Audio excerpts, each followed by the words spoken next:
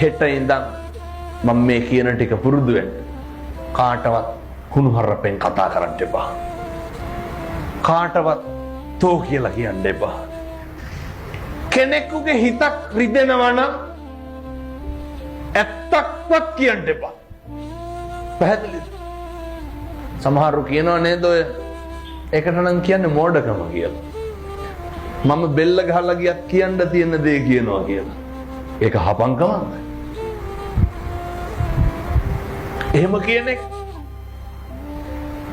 බෙල්ල ගහලා ගිහිල්ලා මිනිස්සෙකුගේ කියපු එකෙන් වැඩක් තියනවද?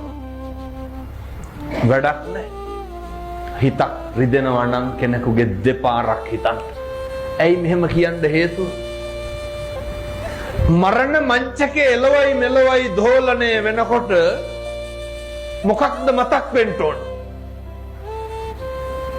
මම මගේ ජීවිතේ කිසි කෙනෙකුගේ හිතක් රිද්දලා නැහැ. මම කාටවත් තෝ කියලා කතා කරලා නැහැ. ඔක ගෙදරින් පටන් ගන්න නැතුව කියමු බලන්න කොහෙන්ද පටන් ගන්න. දරුවෙකුටවත් තෝ කියලා කතා කරන්න එපා. හරි මෛත්‍රියෙන් වැඩ කරන්න.